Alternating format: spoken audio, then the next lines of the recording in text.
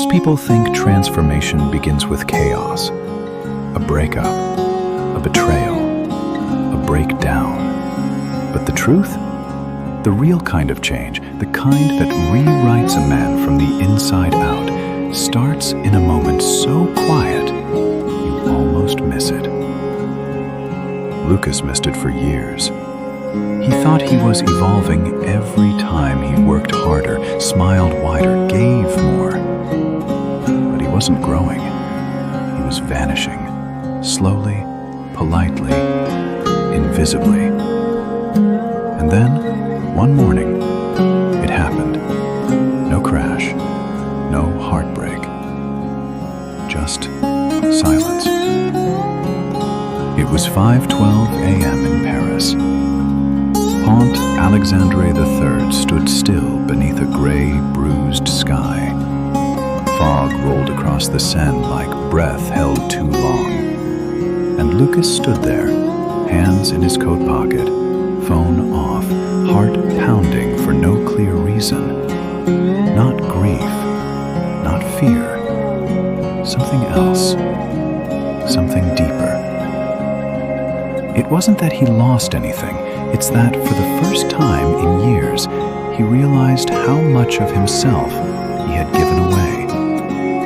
Not to one person, to everyone. He'd been the helper, the peacekeeper, the guy who texted back fast, said it's okay when it wasn't, stayed in conversations that drained him, and loved people who only loved what he did for them. Lucas wasn't heartbroken. He was hollow.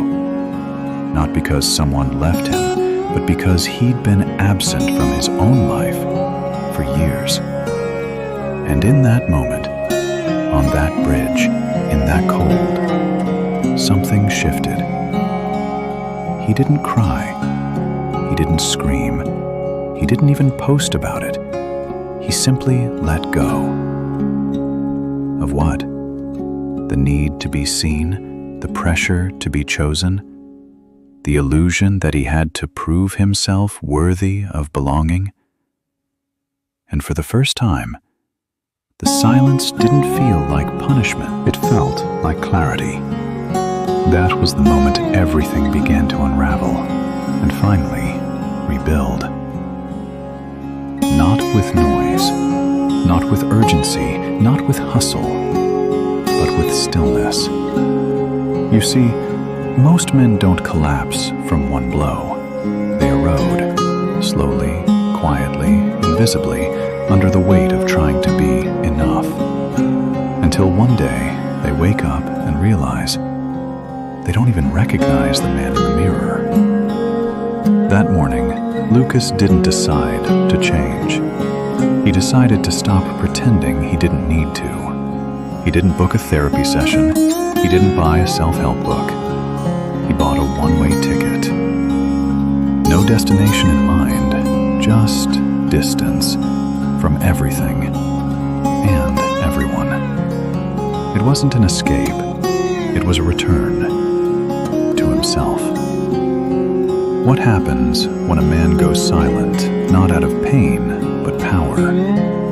What happens when he stops chasing validation, attention, applause? What happens when stillness isn't emptiness, but a weapon?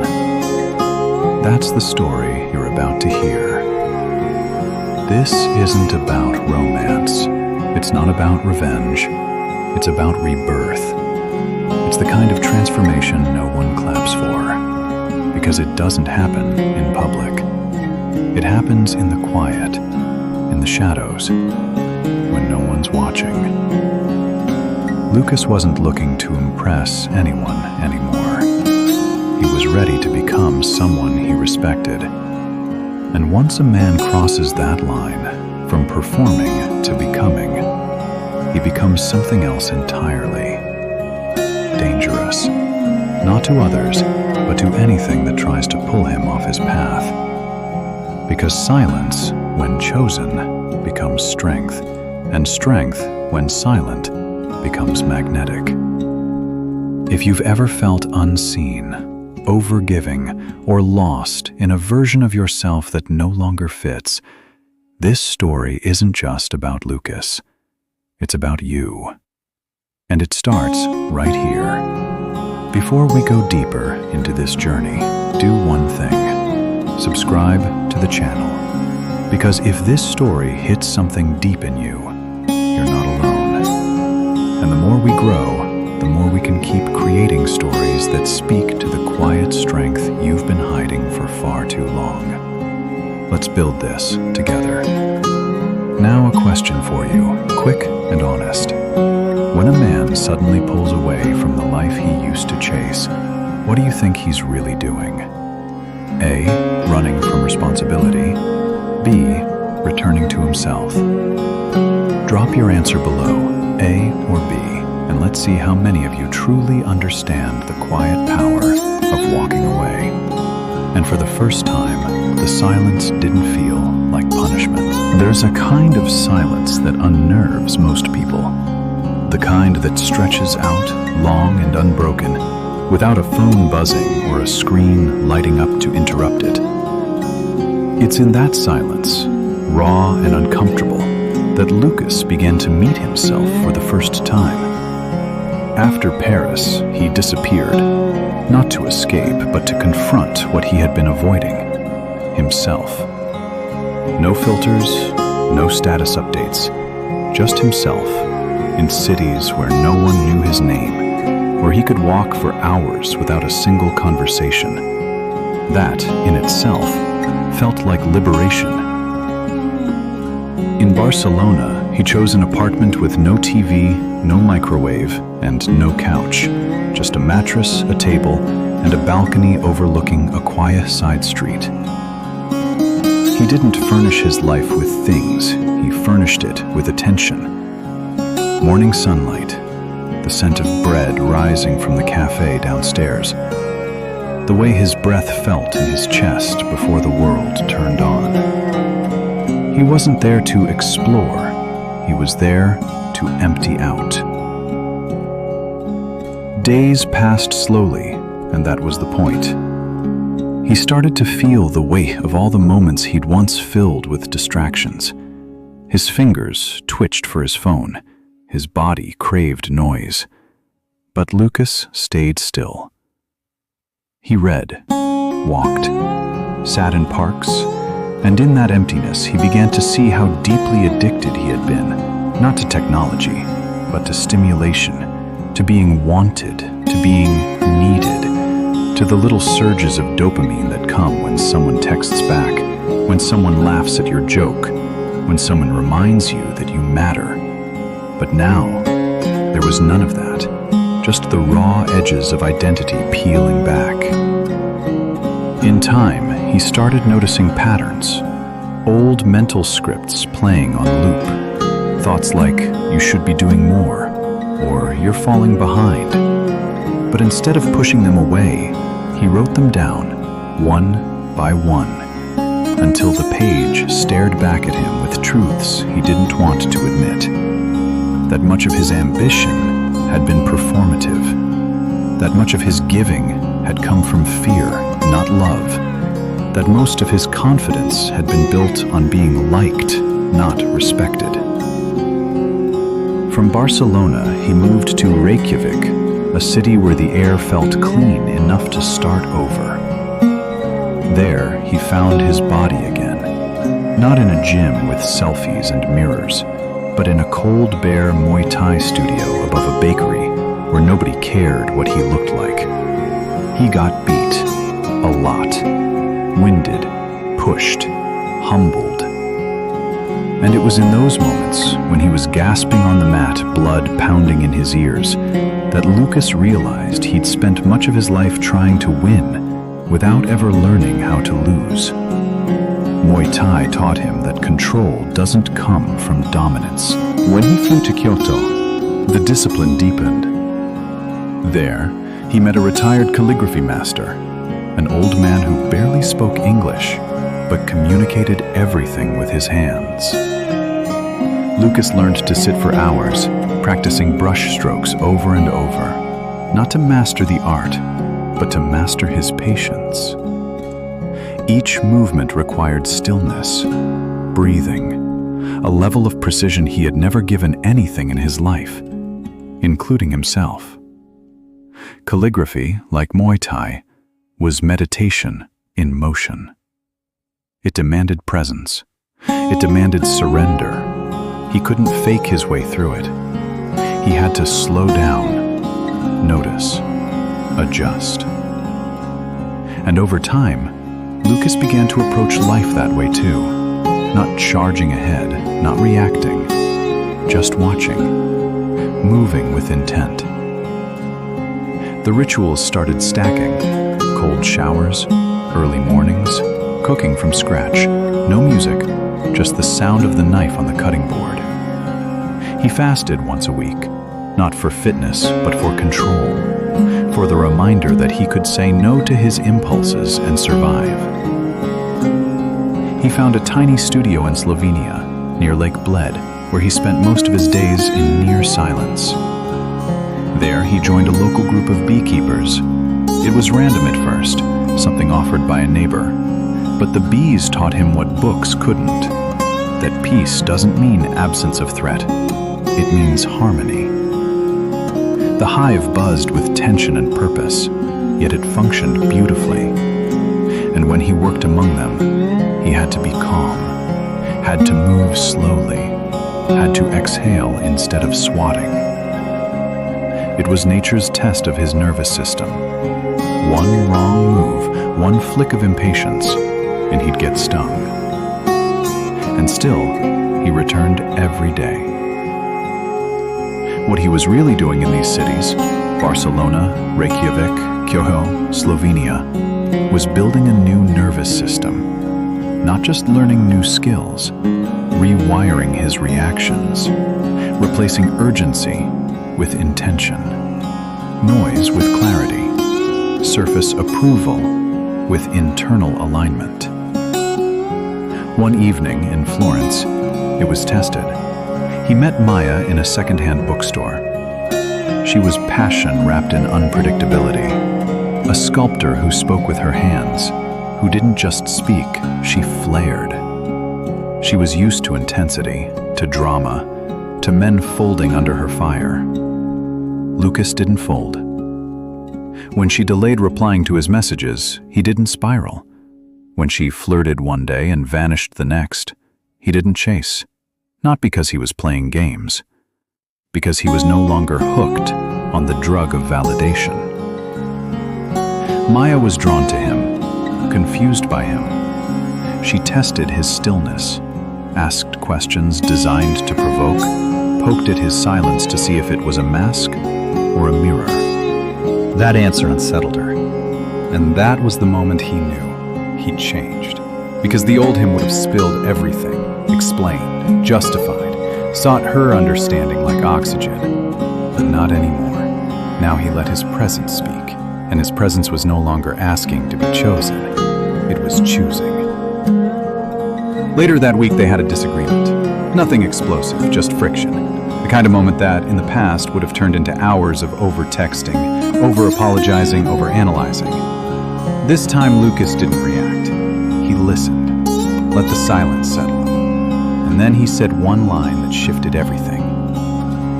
"This doesn't have to become a storm, unless you need it to." She said nothing, but her expression said everything, because that's what mastery does. It creates space. It removes unnecessary noise. It communicates with the kind of clarity that makes drama irrelevant.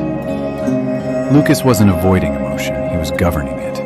He had learned to tell the difference between a wound and a value, between a fear-based reaction and a truth-driven decision.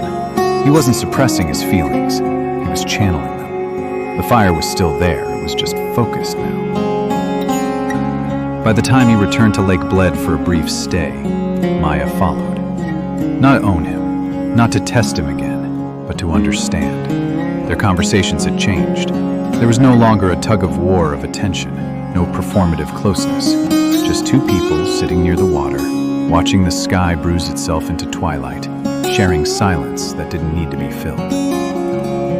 One evening she asked, Do you ever worry that you'll end up alone? Lucas didn't rush to answer. He let the question hang in the air like incense. I used to, he said. Back when I thought being alone meant I was broken. But now, I don't fear being alone. I protect it, because it built me. It wasn't a line. It wasn't strategic. It was truth, and she knew it. He didn't say it to push her away. He said it because it was the standard. His standard. He no longer shrunk to keep people close. He didn't perform empathy. He lived in alignment. And that meant this. If someone could meet him where he stood, he wouldn't kneel. Maya didn't resist that. She respected it. Because something in her had also grown tired of drama disguised as depth. She saw in Lucas not just a man, but a mirror. A reflection of what it looked like to be whole without applause. Lucas didn't hate love. He didn't swear off connection. But he no longer pursued it with desperation. If it came, it had to arrive with grace, with mutual clarity, with honesty, not just about who the other person was, but about who he had become. That's the paradox of deep solitude. It's not loneliness, it's preparation. It sharpens you, refines you, and when love enters afterward, it doesn't feel like a rescue. It feels like a resonance. Lucas had no interest in being chosen by someone who couldn't see him. He had chosen himself. He no longer needed chemistry. He needed compatibility with his peace, his pace, his path. He watched how people responded to silence, how they treated truth, whether they respected boundaries or resented them. These weren't tests, these were filters. Because when a man becomes whole, he doesn't test people by controlling them. He watches how they handle his freedom. That's what Lucas had become. A man who no longer chased meaning, but created it. Who no longer apologized for his space, but protected it. Who no longer asked for understanding, but offered presence. And presence, when rooted in discipline, becomes the most powerful force in the world. He wasn't louder now. He was quieter. But that quiet had weight, and everywhere he went, people noticed. Not because he asked to be seen, but because stillness, once mastered, becomes impossible to ignore. Lucas never set out to become someone new. He didn't wake up one morning with a master plan for transformation. He didn't seek to impress, to go viral, or to win anything back. He simply reached a point where continuing to live as a version of himself that pleased others became unbearable. That's where it began, not in noise, but in stillness. Not in performance, but in silence. He stepped away from everything. Titles, expectations, routines, even people he once thought he couldn't live without. Not because he was angry, not because he was broken, but because, for the first time in his life, he heard something louder than external validation. His own voice. And that voice wasn't yelling. It was calm, certain, quiet. Lucas didn't rebuild himself the way men are often told to, by chasing harder, grinding louder, or trying to win something back. He rebuilt by subtracting, by letting go, by becoming selective about what earned space in his mind, his time, his heart. He moved through cities, not as a tourist, but as a witness of life, of stillness, and eventually, of himself. From the empty streets of Barcelona to the icy stillness of Reykjavik, from the delicate brushstrokes in Kyoto to the humming quiet of a beehive in Slovenia. Each location, each ritual stripped away another layer of who he wasn't, and revealed more of who he actually was. He stopped explaining his silence. He stopped apologizing for his standards. He stopped asking for permission to honor his own peace. And when love re-entered his life, it didn't shake him. It didn't throw him off center. It didn't awaken fear or need. Because he no longer approached love from emptiness, but from wholeness. He didn't fall into love. He chose it, deliberately, groundedly. And that, perhaps, was his final evolution. Learning that love isn't meant to complete you. It's meant to complement the life you've already chosen to live with integrity. Lucas's story isn't just about letting go of a woman, or a job, or a place. It's about letting go of the man he thought he had to be, and returning to the man he always was beneath the layers. It's about embracing solitude not as a curse, but as a crucible. And in doing so, discovering the kind of strength that doesn't shout, doesn't chase, doesn't need to be understood. The kind of strength that simply is. And now the question becomes, how do you take this story and apply it to your own life? Because let's be honest, most people don't get the luxury of disappearing for 6 months to wander Europe. And that's not the point. The real journey doesn't require plane tickets or calligraphy classes. It starts the moment you decide to stop running from yourself. Here's how you begin. Stop filling every moment with noise. Turn off the podcast, mute the group chat, sit still for 5 minutes and feel the discomfort rise. Then stay there. Don't flinch, just breathe. Take an honest look at your routines. Are they keeping you in motion or keeping you numb? Audit your relationships. Who drains you? Who only values you when you're available, agreeable, or useful? Redefine your boundaries. Say no without guilt. Walk away without resentment. Protect your energy like it's sacred, because it is. And most importantly, get comfortable with not being understood, because you're not here to be digestible. You're here to be whole. Lucas found peace when he stopped chasing connection to escape loneliness, and instead created a life so full that only those who respected that fullness could remain in it. That's the real shift. That's the revolution. And you don't need permission to begin. You just need silence and the courage to listen to what it reveals. Now let me ask you this. When a man chooses solitude over shallow connection, what is he really doing? A. Avoiding life. B. Sharpening his soul.